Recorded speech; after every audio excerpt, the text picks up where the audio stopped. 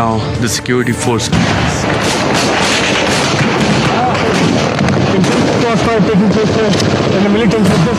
उसके जराए थे, दोस्तियां थी, राबते थे। उसे बहुत सी ऐसी बातों की जानकारी थी जिनकी हवा आम लोगों तो क्या, बहुत से सहाफियों को भी नहीं लगती थी। अगर वो अपनी जिंदगी और सलामती के मुताल्लिक फिक्रमंद था तो क्या उसके पास कोई खबर, कोई इत्तला नहीं होगी? अरशद ने हर फोरम को इन खतरात से आगाह किया, जहाँ तक मुमकिन हुआ आवाज उठाई। और आप राना सनाउल्लाह साहब कहते हैं उसे कोई खतरा नहीं था। ऐसे हालात या खतरात कतन नहीं थे अरशद शरीफ साहब जो है वो मुल्क छोड़ के जाते। अरशद के खदशात बेजान न थे। 9 अगस्त वफाकी police ARY news Islamabad office पहुंची, वहां मौजूद लोगों से पूछगछ की। 10 अगस्त रात की तारीकी में ARY न्यूज के सीनियर वाइस प्रेसिडेंट और head of news Ammad Yusuf को कराची में उनके घर से गिरफ्तार कर लिया गया। उसी रात सलमान इकबाल, अरशद शरीफ और टीम के दीगर अरकान के खिलाफ FIR दर्ज की गई। सलमान इकबाल के खिलाफ बगावत के मुकदमे दर्ज किए गए, जिससे उनकी सलामती को भी खतरे में डाल दिया गया। पुलिस की गाड़ियां हमारे दफ्तर के बाहर आके खड़ी। उस दिन सेडेशन की FIR हुई। एक थ्रेट लेवल जो पहले कम था वो बढ़ना शुरू हो गया और मजीद बढ़ता चला गया। अम्माद यूसुफ को उसी दिन, जिस दिन अरशद शरीफ इस्लामाबाद छोड़ के गए, उसी रात को 2:30 बजे फ्रंट दरवाजा तोड़कर लोग घर में एंटर हुए और उसको उठा के ले गए। 10 अगस्त की रात ही अरशद पेशावर रवाना हुए, खबर घुम्मन अंडरग्राउंड हो गए। काशिफ अब्बासी भी महफूज जगह चले गए। ये वो दिन है जिस दिन अरशद ने इस्लामाबाद छोड़ा। 3 लोग बैठे थे और फैसला किया कि तीनों शहर छोड़ के गए। 10 अगस्त की सुबह अरशद शरीफ पेशावर से मुत्तहिदा अरब इमारात के लिए रवाना हुए।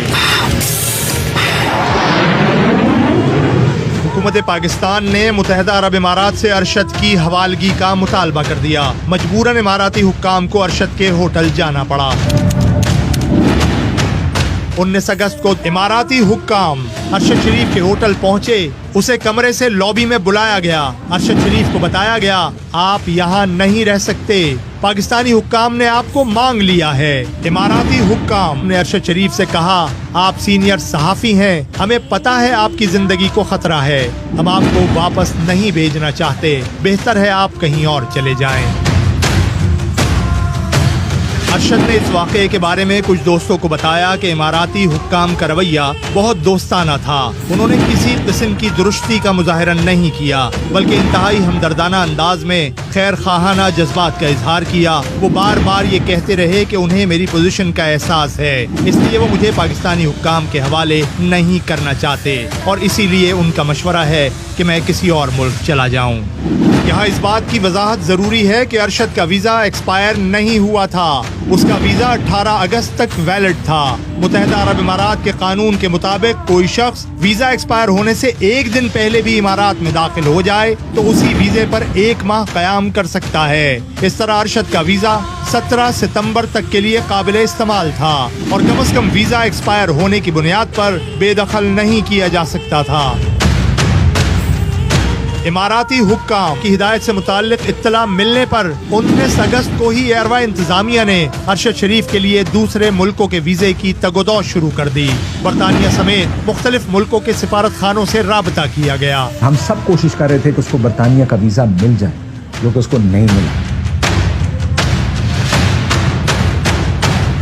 अरशद को कीनिया से कहीं और भेजने की कोशिश जारी रखी गई। अक्टूबर के महीने में 10 दिन के दौरान 3 बार इमाराती वीजे की दरखास्त की गई। अरशद के इमाराती वीजे की दरखास्त तीनों बार मुस्तरद हो गई। इन कोशिशों के दस्तावेजी सबूत मौजूद हैं। शहादत से कुछ दिन पहले अरशद शरीफ ने अमेरिका में ARY न्यूज के नुमाइंदे जहाजेब अली से राब्ता किया। कोशिश की गई कि अरशद शरीफ को अमेरिका का वीजा मिल जाए, लेकिन ये कोशिश भी कामयाब न हो सकी। Arshad Sharif called me day before yesterday. I was talking to him on the phone and he told me that he applied to renew his US visa from Dubai, United Arab Emirates, but it was rejected. It's difficult for me to speak with any specificity regarding what we can do with a particular individual, but